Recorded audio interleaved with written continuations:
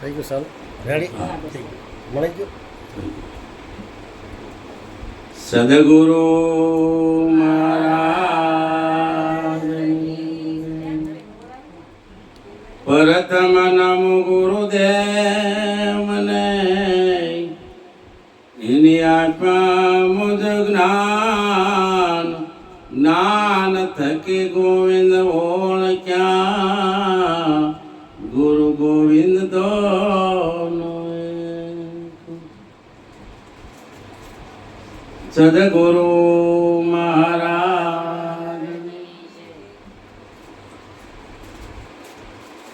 આપણે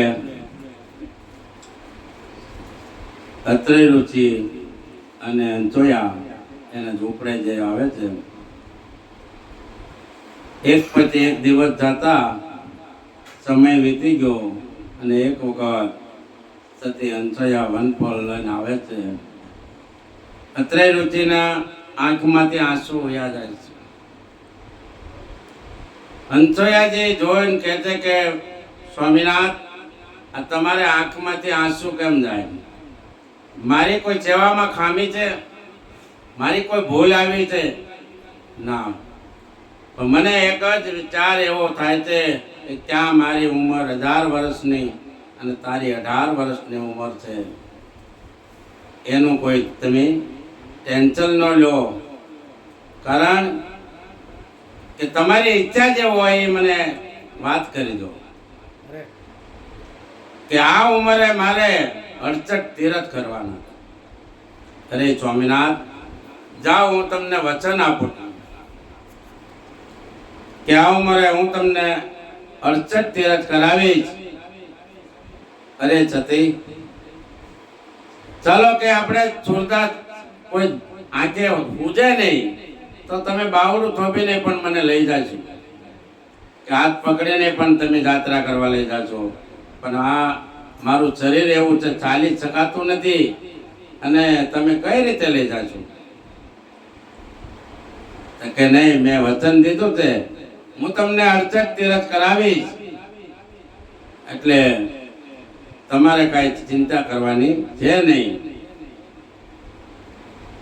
કારણ કે આજે તમારી ઉંમર છે, કાલ મારી પણ થશે. આ કાયા છે એ ગડપણ તો આવવાનું જ છે, વારા પછી વારો આવે. તો એક ગામની અંદર એક પટેલ રહેતા હતા. એમના ઘરે એક 90 વર્ષના ડોચીમાં હતા.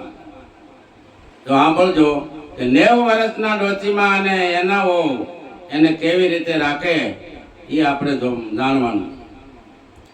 એક ખૂણામાં કોથળો પાથરો છે અને ડોચીમાને બેહાર્યા છે, અને ત્યાં હુવડાવે ખવડાવે પણ ત્યાં ને ત્યાં. અને હાંજે વાલોના રોટલા ઘડે ને ત્યારે પણ એક રોટલો કડકડીયો ઘડી નાખે અને એ પાછળ ત્યાં મૂકી દે ને એને 4 વાગે વહેલા ખવડાવે. અને ગામમાં દાતારી કરે કે મારા હાવને તો હું સવારમાં વહેલા ખાવા દઉં, અને દરરોજ 4 વાગે ત્યાં એ ખાવાનું માગે, પણ કેવું આપે છે એ કોઈ ગામનાને ખબર નથી. હવે એમાં એના દીકરાના લગ્ન થયા અને 3 દિવસ એના લગ્ન થયા પછી દીકરાના વહુ અહીંયા રહ્યા, અને આ જ રીતે એ રાખે. અને એના દીકરાની વહુએ આ રેણી કેણી બધી જોઈ લીધી.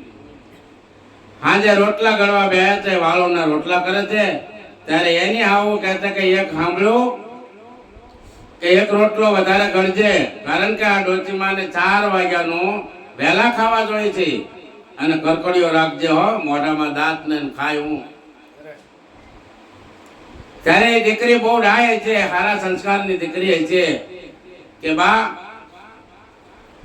સવારમાં વહેલા જો એને ખાવા જોઈશે તો હું 4 વાગ્યા વહેલા જાગીશ અને રોટલો એને કરી દઈશ. કારણ કે અત્યારે રાતનો રોટલો કરેલો અને કડકડીયો તો એમ કહો ને એને ખાવા શું દેવાનું હોય? તો કે હજી આવતા જ વર્તાણી કે હું તને લાવ્યો તું મને લાવ્યું, હું કહું એ કરવાનું, કાંઈ વાંધો નહીં. કારણ કે જે ઘરમાં જે રિવાજ હોય એ પ્રમાણે મારે જાણવું તો પડે ને. ઘડી નાખ્યો રોટલો, 3 દિવસ ગયા અને પાછા એના પિયરમાં એ દીકરી ગઈ. ત્યાં જઈને પછી 10 દિવસમાં એને આણાનો તૈયારી કરાય. ત્યારે એના પિતાને કહે છે કે તમારી પાસે સગવડ હોય કે ન હોય, ઘરાણા કરાવો કે ન કરાવો, પણ મારી માટે એક છે ને હવાચેર ચાંદીનો ટોકરો કરાવજો. તો કે તારા ટોકરાને શું કરવું? કે ના, મારે એક ટોકરાની જરૂર છે, કારણ કે હું એક આ દીકરી છું આયા, અને પિયરમાં જે રહેવાની રીત હોય અને પછી સાસરે જાઓ તો જે ઘરની રૂઢી હોય એ પ્રમાણે મારે કરવું પડે ને. હું 3 દિવસના રહી આવી છું, એટલે મને એને રાણી કાણી કેમ છે એ મને બધું ખ્યાલ આવી ગયો છે. એટલે એક ટોકરો, બાકી બીજું કઈ ન હોય તો હાલશે. એના પિતા તો પહોંચતા માણા હતા, બધો કર્યાવર લીધો, સાથે સાથે પણ આ ટોકરો પણ લીધો. હવે ગામડામાં આપણે રીત એવી હોય કે ગામડામાં જયારે દીકરીને મોકલે એટલે કરિયાવર પાથરે, ગામના બધા જોવા આવે કરિયાવર, પણ કરિયાવર જોવે ને એની પહેલા ટોકરો બધા જોવે. આ બધું તો ઠીક, હા, કે આ ટોકરો હું તો કે એ મારે એની તો પહેલા જરૂર છે, કારણ કે હું 3 દિવસ રહી આવી ને, એટલે એ ઘરમાં કયો રિવાજ છે એ પ્રમાણે હું કહું છું. એને તેડી ગયા અને વળી એના સાસરાના ગામમાં વળતે સવારમાં આણું પાથર્યું. ગામના બધા આવે ને, ગામના બધા આણું જોવા આવે, પણ એ બધા પાછા બીજું કઈ જોવે નહીં, આ ટોકરો જોવે. કે આ ભાઈ કે આ ટોકરો કેમ લાવી છે?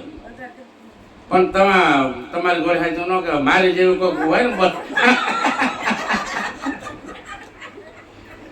બહુ બોલતા હોય ને એ કે ભાઈ આ ટોકરો હો ને લાવી. તો કે સાંભળો, હું અહીંયા 3 દિવસ રહી ગઈ છું, અને મારે ઘરડા સાચું છે, અને એ સાચું ઓલા ખૂણામાં કોથળામાં પાથરી અને હોવડાવેલા છે. મારી સાસુ એને કેવી રીતે રાખે છે તમને બધાને ખબર છે? કે હા, અમને જ ખબર છે. તારી આવો એમ કે છે અમારી ગઢા માને કે 4 વાગ્યાનું વહેલા ખાવા જોઈએ, પણ કેવું ખવડાવે એ ખબર છે? એ નથી ખબર. તો કે જો સાંભળો, કે આ 4 વાગ્યામાં જે ખવડાવે છે, હાજે વાળુના રોટલા કરે છે, એ રોટલા કરતી વખતે કડકડીયો રોટલો બનાવે, અને વહેલા 4 વાગે એ ડોચીને ખાવા દે. મોઢામાં દાંત ને હું કે એનું કાળજું ખાય તો ખાવા જ ન દેવાય ને. તો કે આ ટોકરો છે ને, હવે તમને કહો કે આ ટોકરો મારે આ મારી હાહુ ગઢા છે ખાહે ને, એટલે એની હાહુને જે રીતે રાખે છે એવો મારે રાખવાનું, અને હું તો એની જગ્યાએ એનો એ કોથળો અને ના હુવડાવી એની માથે આ ટોકરો બાંધી, અને જયારે વગાડશે ને તે ખાવા દે ને મોળવું નહીં.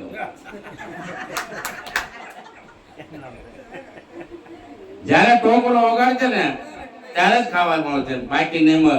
ઓલી તો હડપ ચારણ ઊભી થઈ, બધી બાયું બેઠી હતું, અને બધા કે કેમ ભાગ્યા તારે આવું? હાલો બા, તમારે ત્યાં અહીંયા ન હોવાય, અકડાઈ જાઓ. અત્યારે લીધી ક્યાં ગઈ હતી? તમે નીચે અકડાઈ જાઓ, કારણ કે તમને ખાટલો ઢાળી દીધો, બેઠા ઉપર બેહ્યા, અને આરપી ગરડા ડોચીમાં હોય એટલે એને વજન તો હોય ને, તેડીને અપચારણ ખાટલે બેહાડી દીધા કે આ તમારથી રોટલો ન ખવાય, સવાય નહીં, તમને ચેરો બનાવી દો. બોલો ટોકરો કંદાડે, આ નક્કી મારી માથે બાંધશે. હવે એક ટોકરો પાછો, બોલા ટોકરો હું ચેરો બનાવી દીધો, 5 ઘીનો ચેરો બનાવી દીધો, અને ડોચીમાં તો દાંત વગરના તો ગળી જાય, ખાઈ ગયા. હવે 5 ચેરો ખાઈ ગયા, કેટલા દિવસના ભૂખ્યા છે. ત્યારે પછી કે જો તમે જો તમારી સાસુને આવી રીતે રાખશો તો હું પણ તમને એ રીતે સાચવીશ. એમ અહીંયા અત્રેલું કહે છે કે મારી ઉંમર થઈ ગઈ છે અને મારે જાત્રા કરવા જવું છે, પણ આ ઉંમરે મારે કઈ રીતે જવું? ત્યારે સતી અંજોયા કહે છે કે હું તમને વચન આપું છું અને હું તમને જાત્રા કરાવીશ, મારું વચન નહીં ચૂકવું. હા, ત્યારે કે કઈ રીતે તો લઈ જાય મને, કારણ કે આંખે ઉજે નહીં તો તમે બાવડું પકડીને લઈ જાઓ, પણ મને હાલવાની જ તકલીફ છે, એટલે તમે કઈ રીતે લઈ જાઓ એટલે કે એ તમારે ટેન્શન નહીં કરો અને હું તમને અડચણ તીરથ કરાવીશ એટલે કરાવીશ. હે કંડિયો બનાવ્યો લીલા વાંચનો ધીરે હે કંડિયો બનાવ્યો લીલા વાંચનો ધીરે બેસાયા પોતાના નાથને અખંડિયો મસ્તકે ધારણ કર્યા હો ધીરે લીલાવાસનો કંડિયો બનાવ્યો, સરસ મજાનો ટોપલો મળ્યો છે, પોતાના સ્વામીનાથને બેસાડ્યા છે અને એ ટોપલો મસ્તક ઉપર ધારણ કરી અને માથે ટોપલો લઈ અને અડચક તીરથ કરવા ચાલ્યા જાય છે. ચાલતા ચાલતા ચાલતા ઘોર જંગલ આવ્યું છે. હવે જંગલની અંદર કોઈ રસ્તા તો હોય નહીં. એ રસ્તાની હોપટ હાલવાનું અને રસ્તામાં જાતા અત્રે રુચિના વાહમાં જે કાંટાનું જવડું ભરાણું એટલે અત્રે મોની ક્રોધાયમાન થયા કે ભારતી નથી, જોતી નથી, અમારા વાહનની અંદર કાંટા વાગ્યા એટલે કે જા તને હું આ શ્રાપ દઉં છું. હવે જંગલની વચ્ચે બરોબર ઘોર જંગલ હતું અને શ્રાપ કેવો દીધો, આજે કાંટા રે વાગ્યા ને રુચિ ક્રોધ્યા હો ધીરે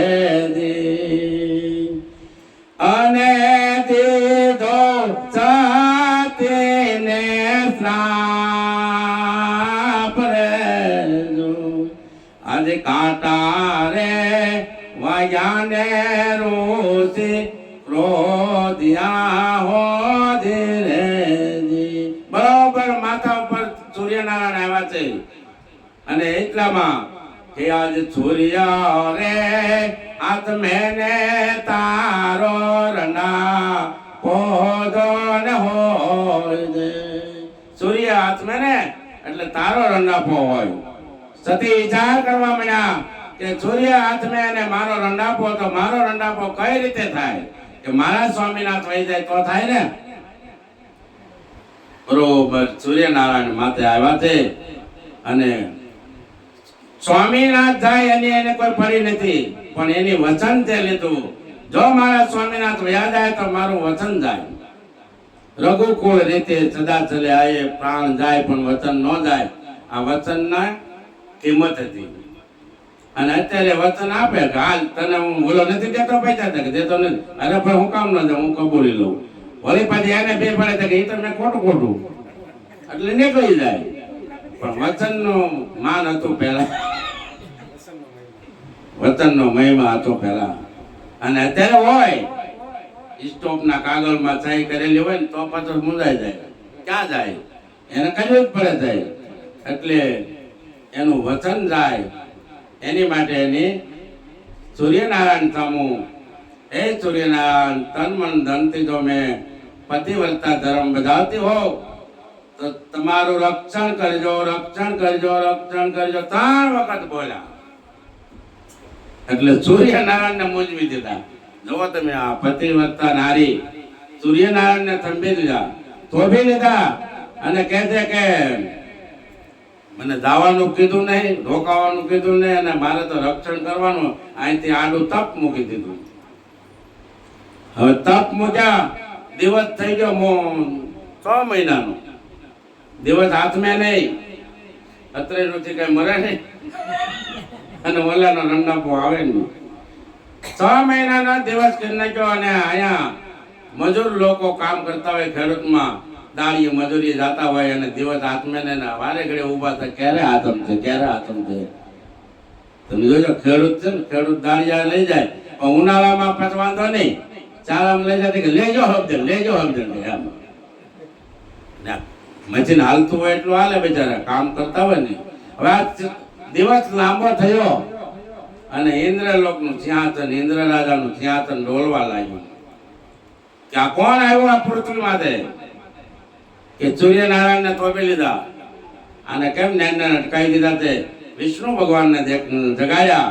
વિષ્ણુ ભગવાનને કહે છે કે તમે જાગો, આ પૃથ્વી માથે એક દેવી આવ્યા છે અને આ સૂર્યને થોભી રાખ્યા છે કે દિવસ આતમતો નથી. તે કે પણ એમાં તને શું વાંધો? એ ભલે દિવસ થાય પણ દિવસ લાંબો છે. આ પશુ પંખી બધા થાકી જાય કામ કરી કરી કે ઈ છે આ તે કોણ? તો કે ઈ જે હોય ઈ તારું સિંહાસન નહીં લઈ જાય, એને જોતું નથી. એમ નહીં કે આને તમે પૂછપરછ કરો કે આ છે કોણ ને ક્યાં છે. 15 મિનિટ થઈ ગઈ. હા, બ્રહ્મા વિષ્ણુ મહેશ ત્રણે બોલાવ્યા છે. ઇન્દ્ર ભગવાને બોલાવ્યા અને કીધું તમે એને તપાસ કરો આ કોણ છે અને શા માટે આ સૂર્યનારાયણને થોભી રાખ્યા છે. ત્યારે શંકર ભગવાન ન્યા બેઠા બેઠા કહે છે કે હે સૂર્યનારાયણ, તમારા સ્થળાંતરે તમે કેમ નથી જતા અને તમારો આ કેટલા કલાકનો દિવસ છો એ કઈ મને નહીં પૂછતા. ત્યાં એ ઘોર જંગલ છે, સતી હંસોયા છે, એની મારું આડું તપ મૂક્યું છે, એને જઈને કહો કે આ તપ લઈ લે તો હું મારા સ્થળાંતરે જાઉં. બ્રહ્મા વિષ્ણુ મહેશ ત્રણેય દેવ જંગલમાં આવે છે.